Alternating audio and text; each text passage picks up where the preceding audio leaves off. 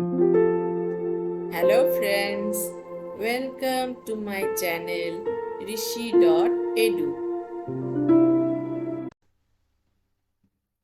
Myself Rishita. आज हम insert tab के अंदर आने वाले बाकी टूल्स यानी कि लिंक्स, टेक्स्ट, सिंबल और मीडिया इन सब के बारे में डिटेल में प्रैक्टिकली जानने वाले हैं। तो चलिए आज का वीडियो शुरू करते हैं।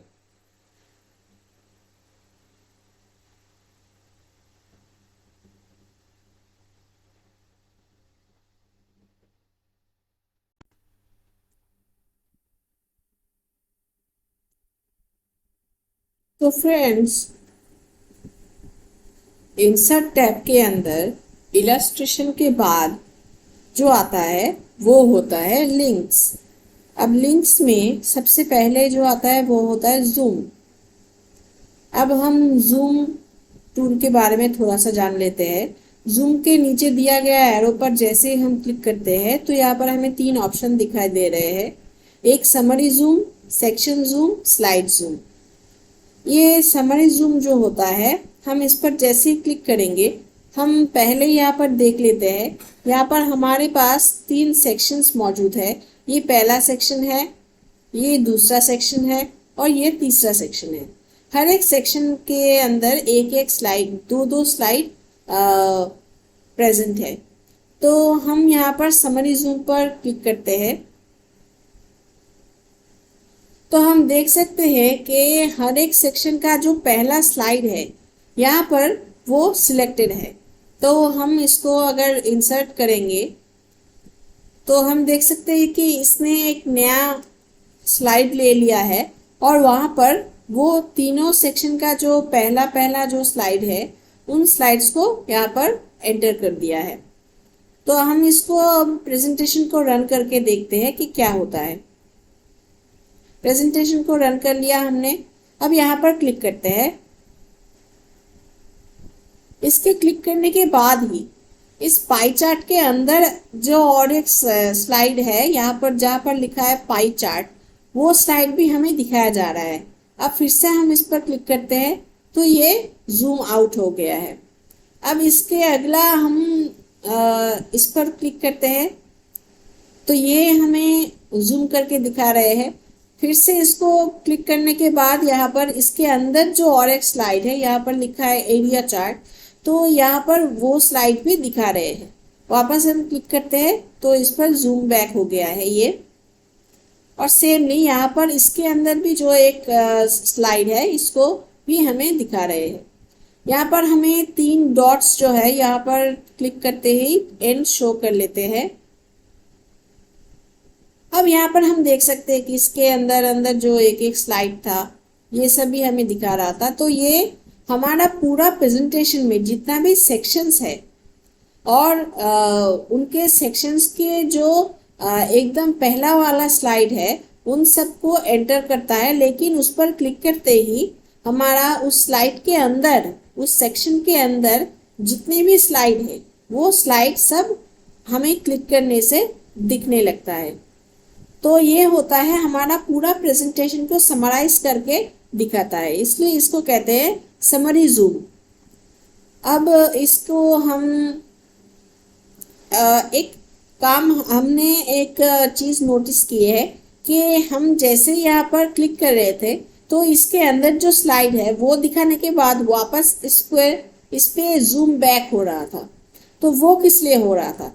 अब यहाँ पर हम क्लिक करते हैं तो ऊपर यहाँ पर जूम बोलकर एक नया टैब ऐड हो गया है। तो यहाँ पर जैसे ही हम क्लिक करेंगे तो हम देख सकते हैं कि यहाँ पर रिटर्न टू जूम ये ऑप्शन ऑन किया हुआ है। तो इसको अगर हम ऑफ कर दें, मतलब जूम करने के बाद उसी स्लाइड पर वापस ना जाए, अगली स्लाइड पर मूव कर जाए, तो हम इसको ऑफ कर देंगे। और यहाँ पर हमें एरो दिख रहा है, इस एरो से भी हमें पता चलेगा कि यहाँ पर रिटर्न टू जूम ऑन किया हुआ है। यहाँ पर भी ऑन किया हुआ है, यहाँ पर हम ऑफ कर लेते हैं।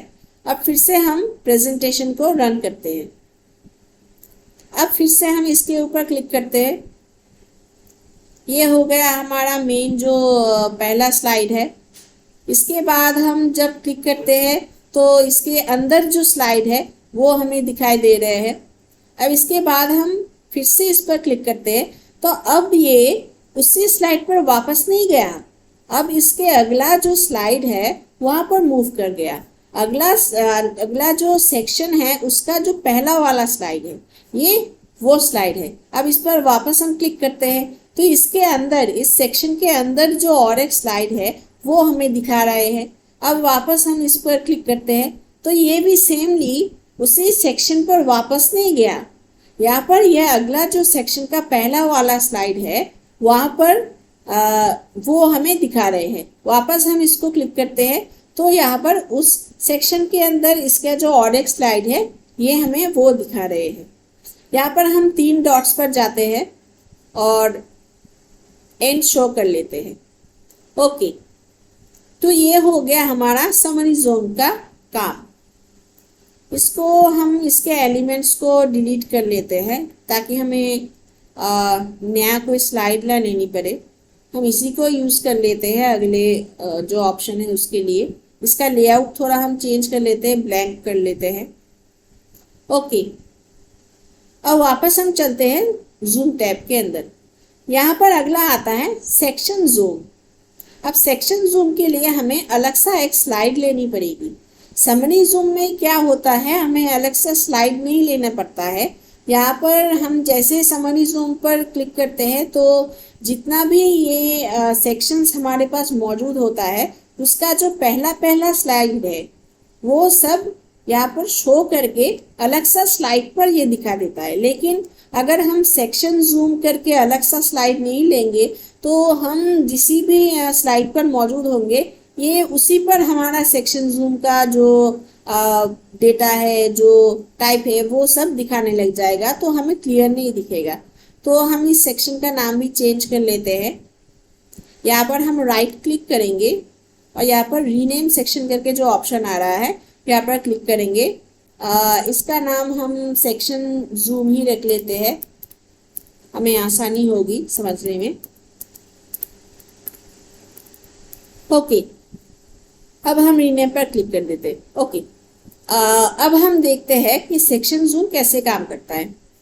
यहाँ पर हम क्लिक करेंगे और सेक्शन जूम पर हम फिर से क्लिक करेंगे तो हम देख सकते हैं कि हमारे पास जितने भी सेक्शंस है, 3 सेक्शंस है हमारे पास, तो उस सेक्शन का पहला जो स्लाइड्स है ये वहाँ पर शो कर रहे हैं।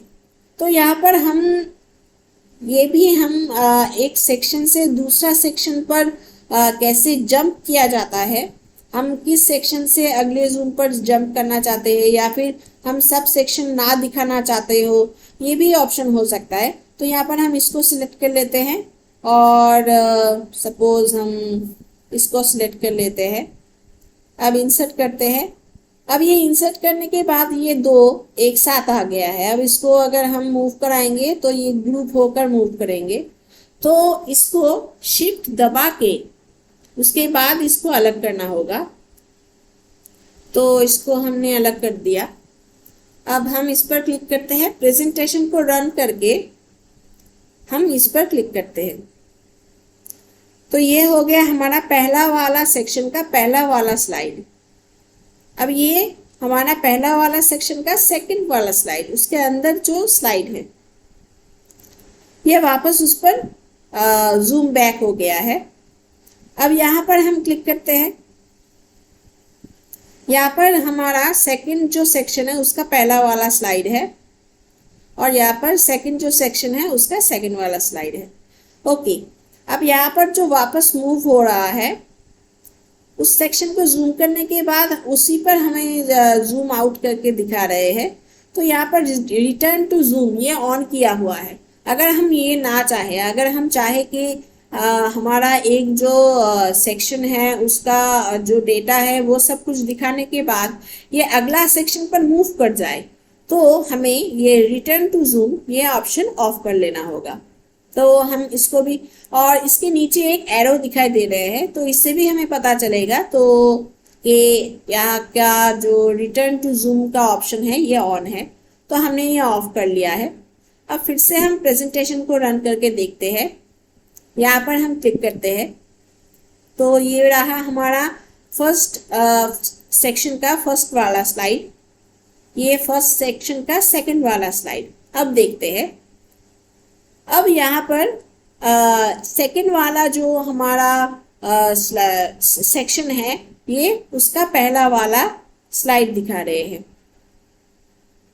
ये उस पर वापस जूम बैक करके वापस नहीं गया, तो अब इसको हम ये चीज जो डॉट से यहाँ पर टिक करते हैं और इसको हम ऑफ कर लेते हैं।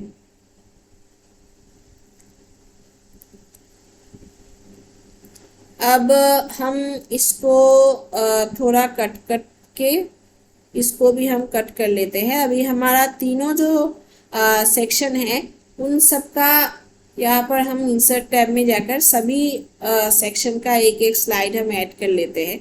हालांकि यहाँ पर एक एक स्लाइड ही दिखाता है, यहाँ पर जूम करने के बाद हमारा जो अंदर का स्लाइड है वो दिखाता है। तो यहाँ पर हमने तीनों सेक्शन सिलेक्ट कर लिया है। यहाँ पर हम इंसर्ट पर क्लिक करेंगे और फिर शिफ्ट दबा के हम इन तीनों जो पिक्चर्स है इनको अलग कर लेते हैं। ओके, तो ये रहा हमारा पहला वाला स्लाइड। ओके, हम प्रेजेंटेशन को रन करते हैं। इसके बाद हम इस पर क्लिक करते हैं, ये रहा। उसके बाद फिर से क्लिक करते हैं। यहाँ पर हम देख रहे हैं कि यहाँ पर फिर से ये उसी पर वापस जा रहा है। तो यहाँ पर रिटर्न टू जूम ऑन किया हुआ है, हम ऑफ कर लेते हैं।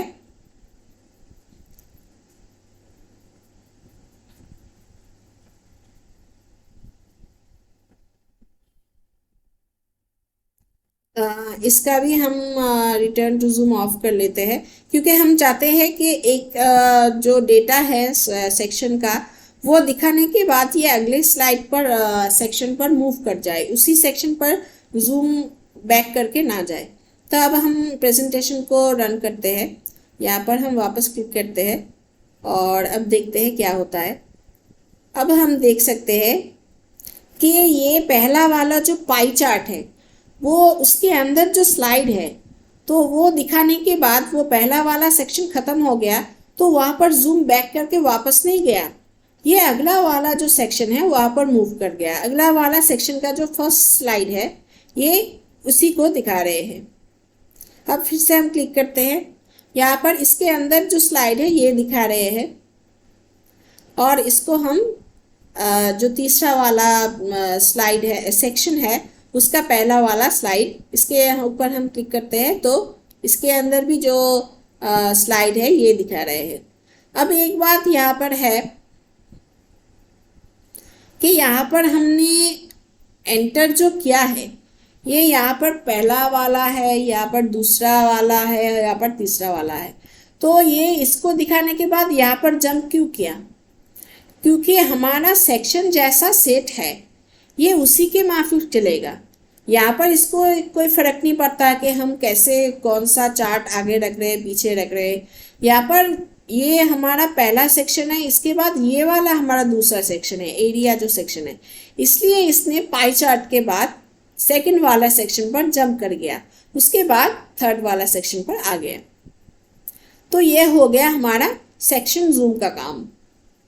अब इसके बाद हम फिर से यहाँ पर जूम पर जाते हैं। अगला आता है स्लाइड जूम के बाद। इसको हम थोड़ा क्लियर कर लेते हैं। ओके,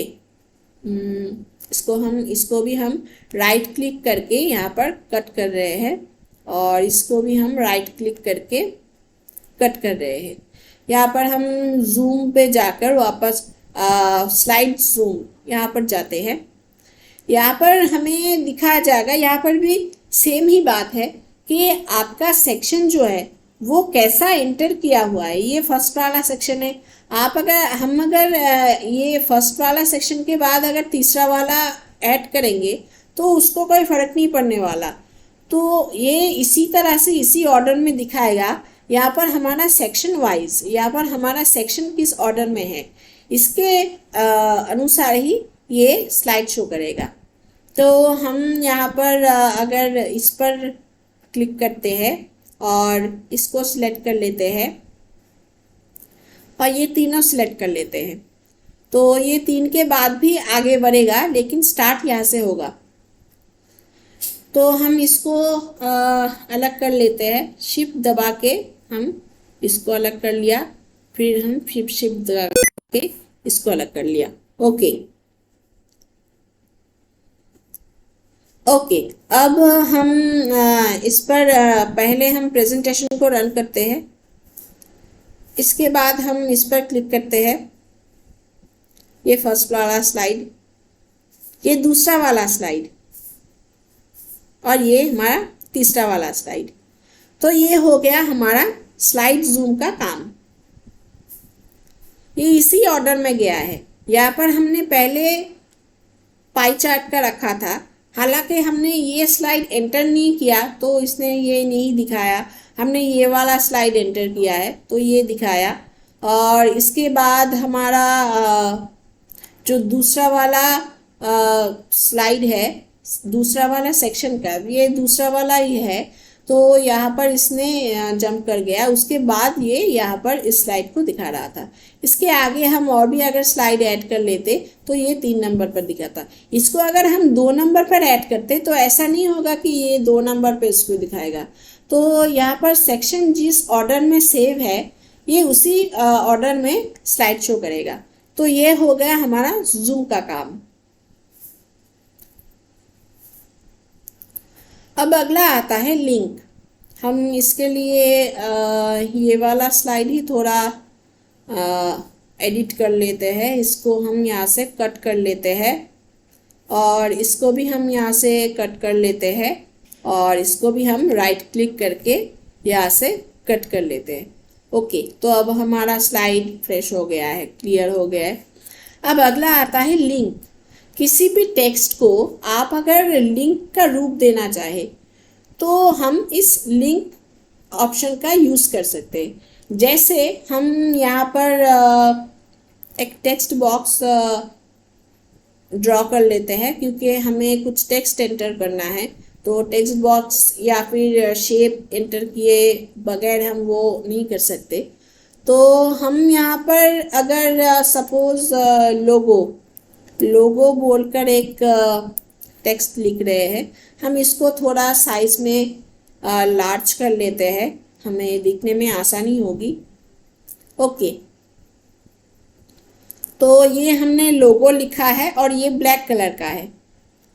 अब यहाँ पर हम जैसे ही क्लिक करेंगे इस टेक्स्ट के अंदर, तो हम देख सकते हैं कि यहाँ का जो लिंक का ऑप्शन है वो एक्टिव हो गया है। हम लिंक के ऑप्शन पर जाते हैं। यहाँ पर हमसे पूछा जा रहा है कि हम ये जो टेक्स्ट है इसको किसके साथ अटैच करना चाहते हैं, किसके साथ लिंक करना चाहते हैं। तो यहाँ पर मेरा चैनल का जो लोगो है उसके साथ हम अगर अटैच करना चाहे कि इसी टेक्स्ट पर अगर क्लिक करें तो मेरा जो लोगो है वो वाला पेज खुल जाए, तो यहाँ पर हम इसको करते हैं, उसके बाद इसको ओके करते हैं। अब ये हम देख सकते हैं कि हमारा जो ये टेक्स्ट है ये ब्लू कलर का हो गया है। हम सभी जानते हैं कि हमें अगर कोई लिंक देना है, हम जब भी कोई लिंक पर क्लिक करते हैं तो वो हमेशा ब्लू कलर का होता है। तो अब हम प्रेजेंटेशन को रन करते हैं। इसके बाद हम जैसे इस टेक्स्ट पर हमारा पॉइंटर ले रहे हैं तो हमारा टेक्स्ट जो है वो हैंड हो गया है। तो यहाँ पर हम क्लिक करते हैं। नीचे यहाँ पर एड्रेस दिखाया जा रहा है कि इस लोगो पर क्लिक करने से कौन सा एड्रेस खुलेगा। तो हम इस पर क्लिक करते हैं और यहाँ पर हमने यस कर दिया है।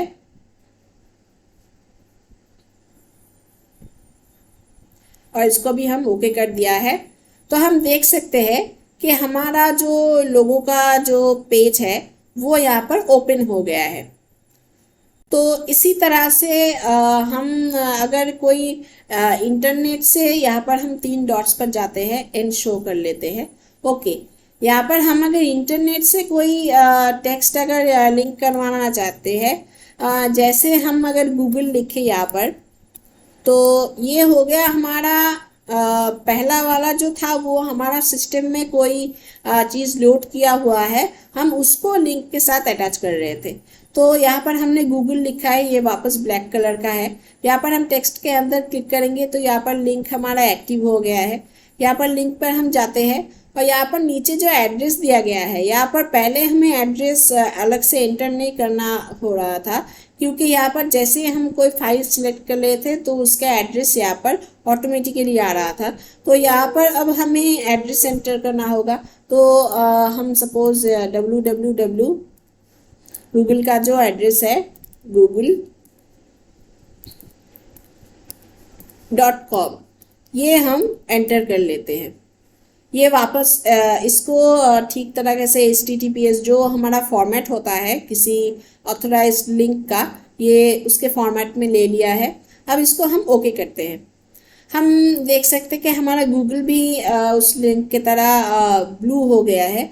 हम प्रेजेंटेशन को रन करके इसके ऊपर डबल क्लिक करते हैं तो हम देख सकते हैं कि यहाँ पर हमारा गूगल का जो ब्राउज़र है वो ओपन हो गया है।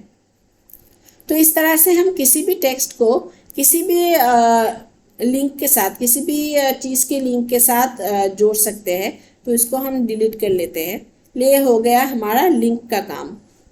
अब अगला आता है एक्शन बटन। एक्शन बटन होता है कि आप अगर किसी प्रेजेंटेशन को रन कर रहे हैं तो आप किसी भी एक्शन बटन के माध्यम से एक के बाद एक अगला स्लाइड हो या फिर पीछे वाला स्लाइड हो या फिर कोई स्पेसिफिक स्लाइड से किसी स्पेसिफिक स्लाइड पर अगर हम जंप करना चाहे तो वो हम एक्शन बटन के ज़रिए कर सकते हैं। तो हम इसके यूजेस भी देख लेते हैं। इसका जो आइकॉन है ये यहाँ पर इनएक्टिव दिखा रहा है। यहाँ पर हम शेप्स में जाएंगे और शेप्स के एकदम नीचे यहाँ पर हमें एक्शन बटन करके कुछ बटन्स दिख रहे हैं। तो हम अगर ये पहला वाला स्लाइड है हमारा, तो ये हम नेक्स्ट स्लाइड पर जाने के लिए जो बटन है वो यहाँ पर छोटा सा ड्रॉ कर लेते हैं। ओके, अब ये हमारा ड्रॉ करने के बाद ही जब एक्शन विंडो यहाँ पर खुल रहा है तो ये यहाँ पर बाय डिफ़ॉल्ट नेक्स्ट स्लाइड यही दिखा रहा है, क्योंकि यूजुअली ये नेक्स्ट स्लाइड पर जाने के लिए ही यूज़ होता है। तो यहाँ पर हम कुछ करे बिना यहाँ पर हम ओके पर टिक कर देते हैं।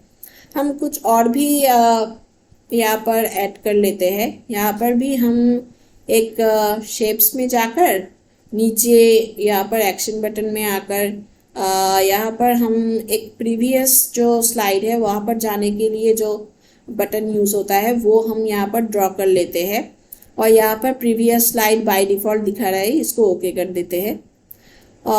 अब यहाँ पर हम ये जो है यहाँ पर हम थोड़ा सा अलग लेते हैं। एकदम लास्ट स्लाइड पर जाने के लिए जो बटन होता है हम ये यहाँ पर ड्रॉ कर लेते हैं, यहाँ पर इस साइड पर कर लेते हैं। ये भी हमारा बाय डिफ़ॉल्ट लास्ट साइड दिखा रहा है, क्योंकि लास्ट स्लाइड पर जाने के लिए ही इसका इस्तेमाल होता है। तो ये हो गया हमारा कुछ काम। अब हम देखते हैं कि ये काम कैसे करता है। यहाँ पर हम प्रेजेंटेशन को रन करते हैं, उसके बाद हम इस बटन पर क्लिक करते हैं तो हम देख सकते हैं कि हम अगले स्लाइड पर आ गया है। अब इसके बाद हम अगर इस बटन पर क्लिक करेंगे तो वापस हम पिछले स्लाइड पर चले गए हैं। अब इसको हम एंड शो कर देते हैं और इसके हम यहाँ पर एक नेक्स्ट बटन का भी ऑप्शन रख लेते हैं ताकि इसके अगला जो स्लाइड है वहाँ पर हम जा सके। उसके बाद जो एंड का स्लाइड है वहाँ पर हमें जंप करना है। तो यहाँ पर हमने ये ड्रॉ कर लिया है, ओके कर दिया है। अब वापस हम यहाँ पर पहले वाला स्लाइड पर चलते हैं और प्रेजेंटेशन को रन करते हैं। ओके, यहाँ पर हम क्लिक करते हैं तो हम अगला स्लाइड पर आ गया है।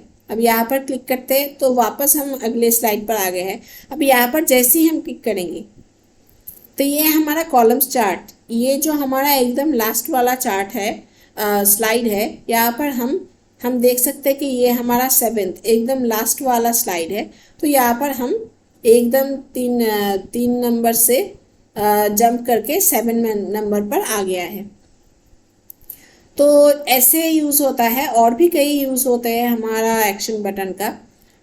यहाँ पर हम जो एम्प्टी ये वाला स्लाइड, यहाँ पर हम कुछ और ड्रॉ कर लेते हैं। यहाँ पर हम शेप्स पर जाते हैं और यहाँ पर हम एक काम करते हैं, यहाँ पर साउंड बॉक्स का एक आइकॉन दिया गया है, ये हम यहाँ पर एक छोटा सा ड्रॉ कर लेते हैं।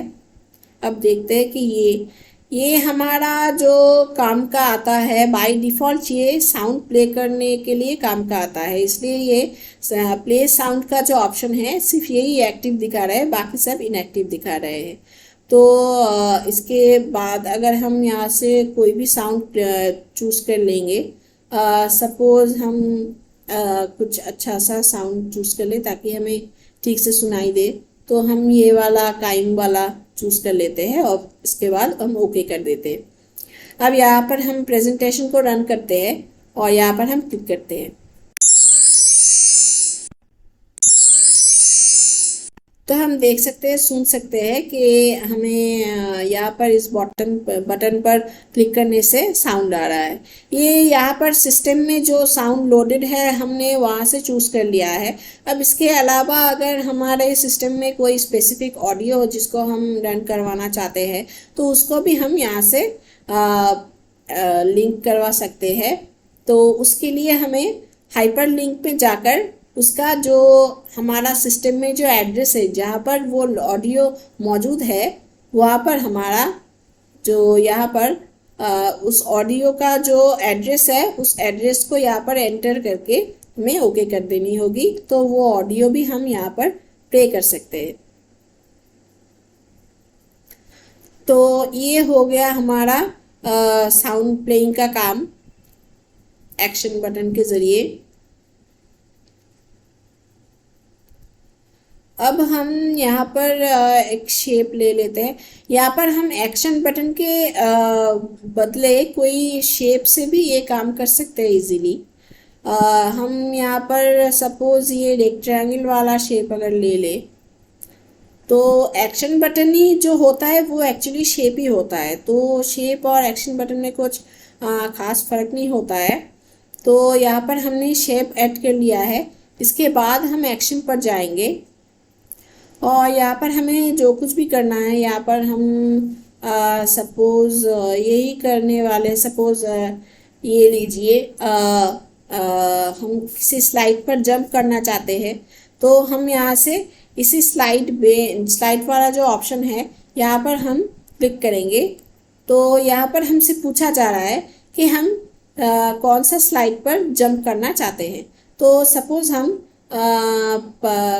कितने वाला 5 वाला, यहाँ पर जो एरिया चार्ट लिखा हुआ है इस स्लाइड पर जंप करना चाहते हैं। तो इसके बाद हम ओके कर देते हैं, इसको भी हम ओके कर देते हैं। अब प्रेजेंटेशन को रन करते हैं। अब यहाँ पर हम क्लिक करते हैं तो हम देख सकते हैं कि हम एरिया चार्ट वाला जो स्लाइड है वहाँ पर हम जंप कर चुके हैं। तो इसके बाद हम एंड शो कर लेते हैं। और ये फ़िलहाल हमारा ब्लैंक है। अगर हमें कुछ हम यहाँ पर स्लाइड नंबर 5 लिख सकते हैं, तो हमें समझने में भी आसानी होगी कि ये जो बटन है ये किसके लिए यूज़ हो रहा है। हम वापस प्रेजेंटेशन को रन करके इस पर क्लिक करते हैं, तो यहाँ पर हम 5वां वाला जो स्लाइड है हमारा वहाँ पर जंप कर चुके हैं। वापस हम शो को एंड कर रहे हैं। ओके, इसके बाद हम इस शेप में से और एक देख लेते हैं।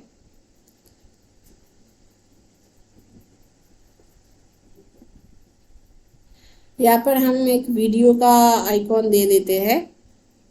इसके बाद हम हाइपर लिंक में जाएंगे और यहाँ पर हमें जो पहला वाला ऑप्शन दिख रहा है कि नेक्स्ट स्लाइड, यहाँ पर जो पास वाला एरो है यहाँ पर हम क्लिक करेंगे और एकदम नीचे जो अदर फाइल है वहाँ पर हम क्लिक करेंगे और यहाँ से हमें जो कुछ भी चूज़ करना है। हम यहाँ पर वीडियो ऐड करना चाहते हैं, तो यहाँ पर हम जैसे वीडियो पर आ जाएंगे तो यहाँ पर हमें यहाँ पर है हमारा कोई वीडियो, ये वाला वीडियो हम लिंक करना चाहते हैं, तो यहाँ पर हम क्लिक करेंगे, उसके बाद ओके कर देंगे और इसको भी हम ओके कर देंगे।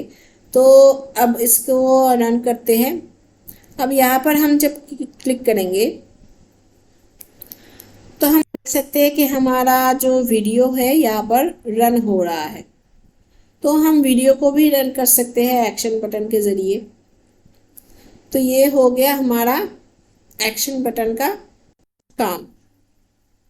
ओके, हम एंड शो कर रहे हैं। इसके अलावा भी कई सारे काम का आता है। अगर एक ही वीडियो में सब कवर करने लग जाए तो वीडियो काफ़ी लंबा हो जाएगा। इसके बाद आता है हमारा टेक्स्ट सेक्शन। तो हम इसको क्लियर कर लेते हैं।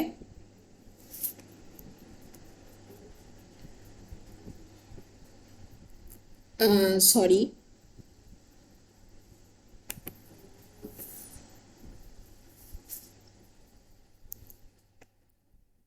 यहाँ पर हम कट कर रहे हैं और यहाँ पर भी हम राइट क्लिक करके कट कर रहे हैं।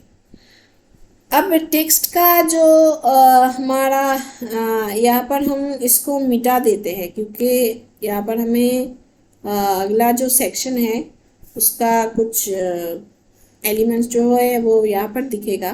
तो जगह अगर क्लियर नहीं होगा तो हमें ठीक से दिखाई नहीं देगा। तो यहाँ पर हम इसको भी क्लियर कर देते हैं। ओके,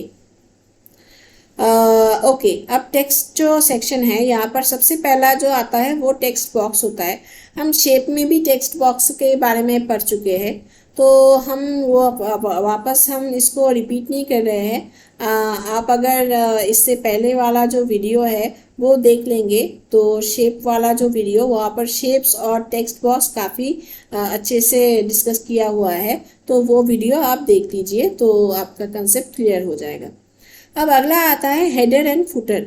हेडर होता है ऊपर का जो सेक्शन होता है, जो एरिया होता है, वहाँ पर हम अगर कुछ ऐड करना चाहे, और फुटर होता है नीचे का जो एरिया है, यहाँ पर अगर हम कुछ ऐड करना चाहे तो वो फुटर होता है। तो यहाँ पर हम हेडर और फुटर पर अगर क्लिक करेंगे तो यहाँ पर एक विंडो खुल के आ रहे हैं। हमें यहाँ पर दिखा रहे हैं, यहाँ पर हमें दिखा रहा है कि 3 जो यहाँ पर फील्ड्स है कि यहाँ पर कौन सा हम कहाँ पर दिखेगा। यहाँ पर हम जैसी डेट एंड टाइम पर क्लिक कर रहे हैं तो ये डेट जो है वो हमारा यहाँ पर दिखेगा। और यहाँ पर अगर हम डेट को ऑटोमेटिकली अगर अपडेटेड करना चाहे कि आज का जो डेट है, कल का जो डेट है, हम वैसे भी कर सकते हैं, या फिर हम फिक्स्ड कोई डेट भी यहाँ पर सिलेक्ट कर सकते हैं। और यहाँ पर हम स्लाइड नंबर भी सिलेक्ट कर सकते हैं कि पेज का जो नीचे का जो सेक्शन है उसके राइट साइड में ये ऐड होगा पेज नंबर, स्लाइड नंबर, और इसका लेफ्ट साइड में इसका डेट एंटर होगा। तो इसको हम अप्लाई करके फ़िलहाल देखते हैं। तो हम देख सकते हैं, हम थोड़ा सा जूम कर रहे हैं ताकि हमें देखने में आसानी हो। ओके, ये थोड़ा ज़्यादा हो गया। ओके, तो हम देख सकते हैं कि यहाँ पर 18/3 जो आज का डेट है वो दिखा रहे हैं लेफ्ट साइड में, और ये स्लाइड नंबर यहाँ पर 1 नंबर यहाँ पर दिखा रहे हैं। अगर इसके जगह पर हम अप्लाई ऑल किया होता तो हम वो भी करके देख लेते हैं, अप्लाई टू ऑल। तो ये सभी स्लाइड में ये ऐसा ऐड कर देगा। हम ये पहला वाला स्लाइड है, इसके बाद हम नीचे वाला स्लाइड पर मूव करते हैं। हम यहाँ पर देख सकते हैं कि यहाँ पर 2 नंबर आ चुका है कि ये 2 नंबर स्लाइड है। उसके बाद ये पर 3 नंबर है। तो ऐसे हम पेज नंबर ऐड कर सकते हैं। तो अब ये हो गया। अब यहाँ पर हम अगर कोई फुटर ऐड करना चाहे तो हमारा फुटर जो है वहाँ पर बॉक्स को हम चेक कर देते हैं, और यहाँ पर फुटर जो है वो हमारा मिडिल में आएगा। तो यहाँ पर हम अगर सपोज पावर पॉइंट लिख देते हैं, कुछ टेक्स्ट पावर पॉइंट। ओके, अब हम अप्लाई टू ऑल कर देते हैं। अब हम देख सकते हैं कि यहाँ पर नीचे जो है मिडिल में यहाँ पर हमें पावर पॉइंट दिखाया जा रहा है, इसका भी नीचे दिखाया जा रहा है। यहाँ पर जितनी भी स्लाइड होगा वहाँ पर दिखाया जाएगा। तो ये हो गया हमारा हेडर फुटर का काम। अब इसके अगला आता है नोट्स एंड हैंडआउट्स। यहाँ पर हम क्लिक करते हैं। यहाँ पर हमें दो ऑप्शन दिखाया जा रहा है कि आप ऊपर क्या ऐड करना चाहते हैं, हेडर पर क्या ऐड करना चाहते हैं और फुटर पर क्या ऐड करना चाहते हैं। तो डेट हमारा कहाँ पर ऐड होगा हमें पता है। यहाँ पर हम जैसे ही डेट को चेक कर रहे हैं तो डेट हमारा ऊपर वाला जो राइट वाला कॉलम है यहाँ पर ऐड होगा, और यहाँ पर पेज नंबर जो है यहाँ पर पेज नंबर हमारा नीचे वाला राइट साइड में जो कॉलम है यहाँ पर ऐड होगा। और हेडर जो है, हेडर है हमारा ऊपर वाला लेफ्ट वाला कॉलम पर ऐड होगा। तो यहाँ पर हम फिर से पावर पॉइंट कुछ लिख लेते हैं।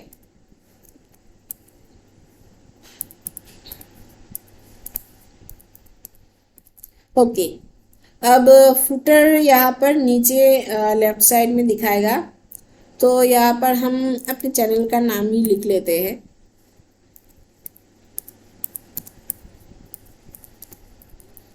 ओके, अब इसको हम अप्लाई ऑल करके देखते हैं ये कैसा दिखेगा। तो हम यहाँ पर इसको हम थोड़ा जूम आउट कर लेते हैं। यहाँ पर हमें एक चीज़ दिखाई दे रहे है कि यहाँ पर हमने फुटर पर जो एंटर किया है वो तो हमें दिख रहा है, लेकिन हमने हेडर पर जो एंटर किया है वो हमें नहीं दिख रहा है। तो इसके लिए हमें व्यू टैब पर जाना होगा और इसका व्यू हमें चेंज करना होगा। यहाँ पर नोट्स पेज करके एक ऑप्शन आता है, यहाँ पर हम जैसे ही क्लिक करेंगे तो हम यहाँ पर थोड़ा सा जूम करते हैं तो हम यहाँ पर देख सकते हैं कि हमने हेडर पर जो ऐड किया था, यहाँ पर पावर पॉइंट ऐड किया था और यहाँ पर डेट ऐड हुआ था, वो हमें दिख रहा है। और हम नीचे यहाँ पर फुटर पर यहाँ पर हमारा चैनल का नाम जो है वो हमने ऐड किया था। तो यहाँ पर लेफ्ट साइड में फुटर में हमारा चैनल का नाम यहाँ पर दिख रहा है और राइट साइड में स्लाइड का जो नंबर है वो दिख रहे हैं। तो हेडर फुटर जो हम देखना चाहते हैं उसके लिए हमें व्यू चेंज करके नोट्स पेज में जाकर उसके बाद देखना होगा, नहीं तो हमें दिखाई नहीं देगा। तो इस चीज़ को हमें थोड़ा ध्यान में रखना है। तो ये हो गया हेडर फुटर का काम। अब इसके बाद आता है वर्ड आर्ट। वर्ड आर्ट हम थोड़ा सा पहले वाला जो हमारा सेक्शंस है वहाँ पर हम डिस्कस कर चुके हैं। तो यहाँ पर हम इसके बारे में डिस्कस नहीं कर रहे हैं, वीडियो बेकार में लंबा हो जाएगा। तो इसके बाद अगला आता है ऑब्जेक्ट्स। अब ऑब्जेक्ट्स क्या चीज़ है, यहाँ पर हम अगर क्लिक करेंगे तो यहाँ पर हमें दिख रहा है कि यहाँ पर कई सारा जो प्रोग्राम है यहाँ पर ये दिख रहा है। यहाँ पर अगर हम किसी भी प्रोग्राम को ऑन करना चाहे तो अगर हम एक्सेल चार्ट को अगर ऑन करना चाहे तो यहाँ पर हम माइक्रोसॉफ्ट एक्सेल चार्ट इस ऑप्शन पर आकर डिस्प्ले एज आइकॉन हम ये भी कर सकते हैं। अगर डिस्प्ले करेंगे हमारा आइकॉन तो इसके बाद हम ओके कर देंगे। तो हम थोड़ा सा वेट करते हैं। ओके, अब यहाँ पर हम देख सकते हैं कि यहाँ पर हमारा जो माइक्रोसॉफ्ट का जो यहाँ पर लोगो दिखाई रहे हैं, यहाँ पर माइक्रोसॉफ्ट का जो चार्ट का एक बनकर आ रहा है। अब इसको हम थोड़ा सा छोटा कर लेते हैं। इसको हम यहाँ से खींच लेते हैं। तो यहाँ पर हमें दिख रहा है कि ये चार्ट जो ओपन होने से पहले यहाँ पर एक आइकॉन दिखा रहा है कि इस आइकॉन पर अगर हम क्लिक करेंगे तब ये चार्ट ओपन होगा।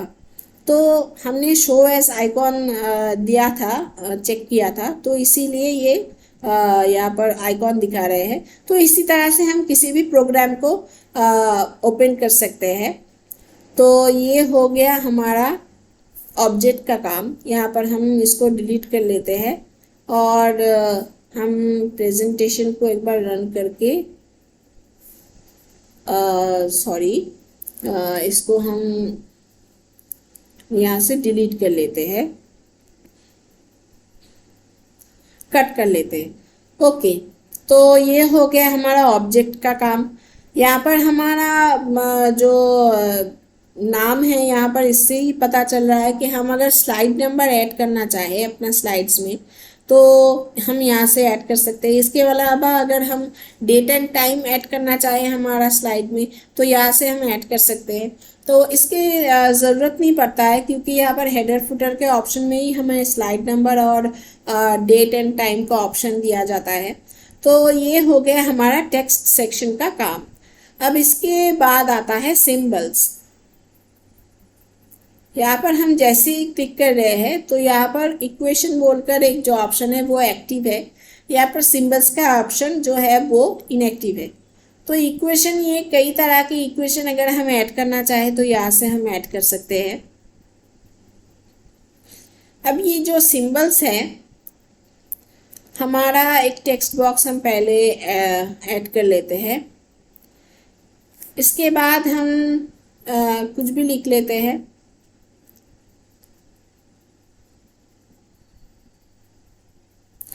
अब यहाँ पर जैसे ही हमने कुछ लिखा, हम देख सकते हैं कि यहाँ पर हमारा सिंबल्स का जो ऑप्शन है वो एक्टिव हो गया है। अब यहाँ पर हम क्लिक करते हैं तो यहाँ पर हमारा एक विंडो खुल के आ रहा है।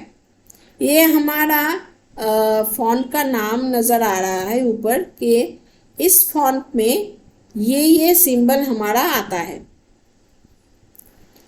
तो इसको अगर हम कैलिबरी कर लेंगे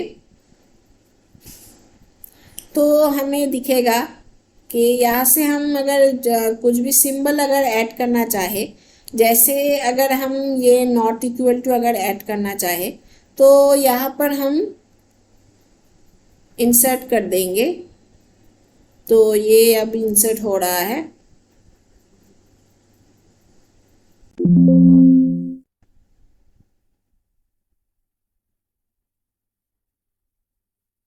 ओके, ये हमारा ऐड हो गया है। यहाँ पर हम इसको थोड़ा सा साइज में बढ़ा लेते हैं। ओके, तो हम देख सकते हैं कि यहाँ पर हमारा नॉट इक्वल टू जो साइन है जिस पर हमने क्लिक किया था वो हमारा यहाँ पर ऐड हो चुका है।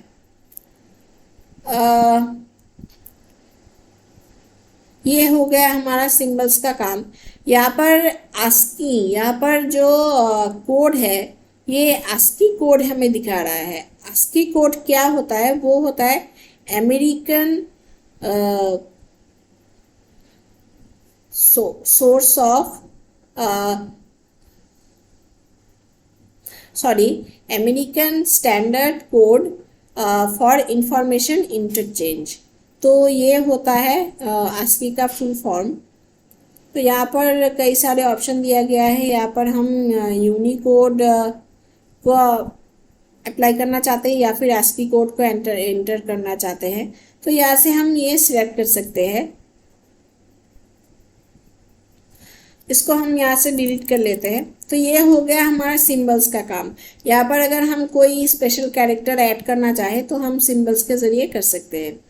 अब इंसर्ट का मतलब होता है, इंसर्ट का मतलब हम कुछ भी ऐड कर सकते हैं। हम स्लाइड्स ऐड कर सकते हैं, पिक्चर, वीडियो, ऑडियो, स्क्रीनशॉट्स, कुछ भी हम शेप्स, आइकॉन्स हो सकते हैं।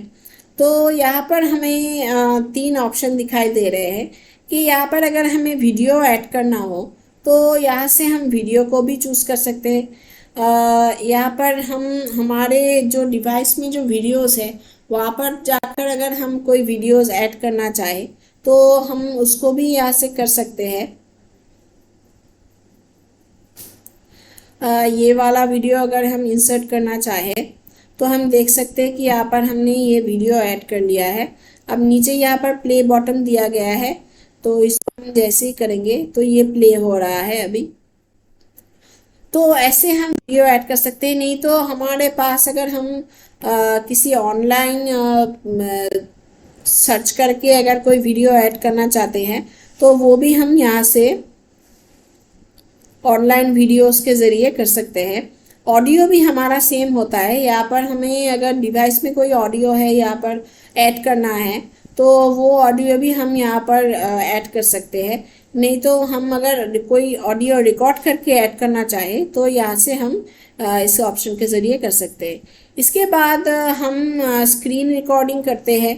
तो इसको हम किसी स्क्रीन रिकॉर्डिंग को अगर हमारे प्रेजेंटेशन में हम ऐड करना चाहें तो इसके ऑप्शन के ज़रिए भी हम कर सकते हैं। तो यहाँ पर हमें दिख रहा है कि यहाँ से हम स्क्रीन रिकॉर्ड करना शुरू कर सकते हैं। तो ये हो गया हमारा मीडिया का काम।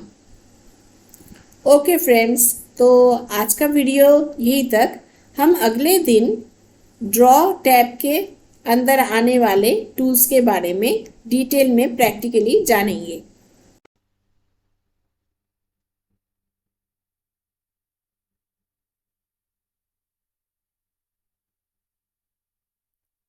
तो फ्रेंड्स, उम्मीद है आज का वीडियो आपको अच्छा लगा होगा।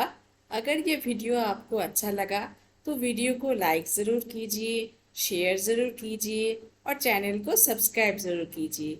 तो मिलते हैं अगले वीडियो में। तब तक के लिए goodbye and take care.